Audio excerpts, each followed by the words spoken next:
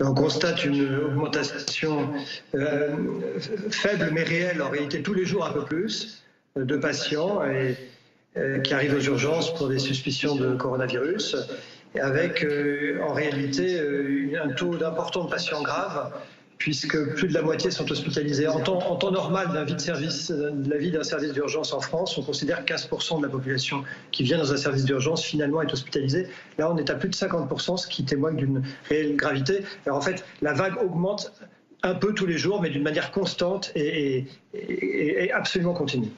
Mais, donc c'est pas une grande vague, mais c'est une vague qui se prolonge dans le temps, c'est ça ?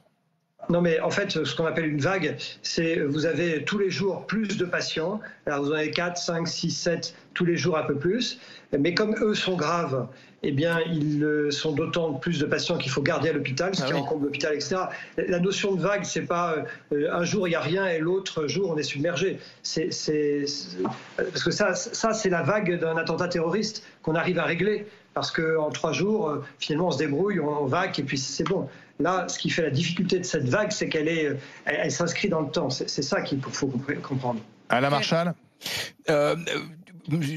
Pardon, Philippe Juvin, excusez-moi. Là, à l'instant, parce que je lisais que les généralistes avaient diagnostiqué plus de 40 000 cas de Covid. On ne teste pas, on diagnostique. Donc aujourd'hui, on est véritablement face à une sous-estimation du nombre de malades de coronavirus du Covid-19. Bah oui, bien sûr. Alors je connais pas bien, j'ai pas entendu parler du chiffre que vous avez cité, mais la réalité, quelle est-elle? C'est que le chiffre qu'on vous donne de patients testés tous les soirs à 19h, c'est bien les patients chez lesquels on a fait un test qui consiste à rechercher ce qu'on appelle l'ARN du virus, sa marque génétique, mais c'est la partie émergée de l'iceberg.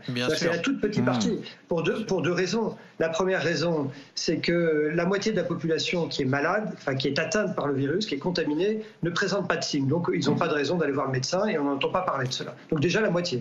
Mais ils sont probablement contaminants, c'est le sujet.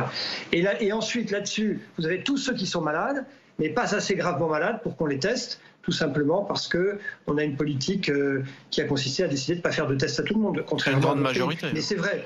Mais c'est la grande majorité. Et en fait, les quelques malades dont on vous parle au point de 19h, c'est la partie émergée de l'iceberg, c'est la très grande minorité. Bien sûr. D'ailleurs, professeur Juvin, si on respecte les chiffres allemands où on teste tout le monde et on a un taux de létalité de 0,2, entre 0,2 et 0,3% des personnes testées, du nombre de personnes malades, on peut imaginer qu'on est là près du vrai taux de létalité. Ce qui est certain, c'est qu'un taux de létalité, c'est quoi? C'est le nombre de morts divisé par le nombre de cas total. On va considérer, ce qui est d'ailleurs prêt à discussion, que le nombre de morts, on le connaît à peu près.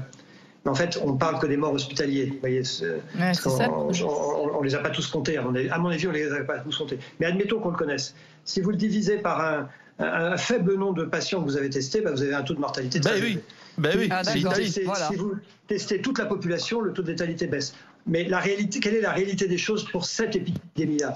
C'est que, d'abord, je pense qu'il y a beaucoup de morts, en particulier dans les EHPAD, et y compris à domicile aussi. On va découvrir des gens qui meurent à domicile. Mais je peux parler des maisons, pour handicapés, tous les lieux de confinement contraints. On va avoir, et on a déjà des décès. Je ne suis pas certain que cela soit testé. Je suis même certain qu'ils ne le sont pas la plupart du temps. Donc, ils n'entrent probablement pas dans les morts qu'on vous donne. C'est ça.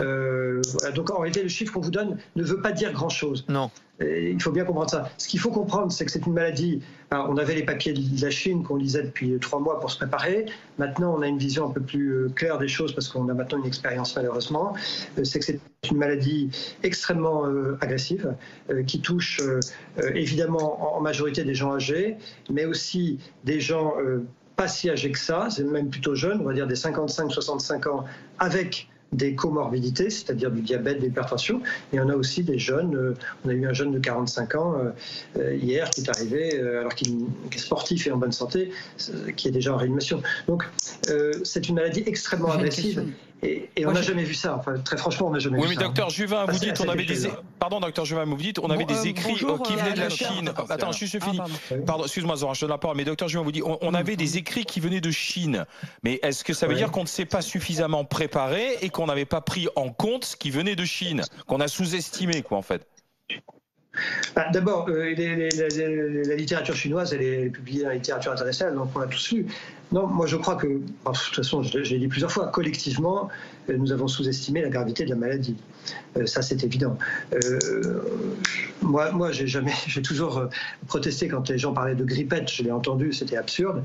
Certains de vos confrères. Je savais d'emblée que ça n'était pas. Non, mais d'emblée, je savais que ça n'était pas, donc je ne l'ai pas dit. Mais s'il faut que je fasse mon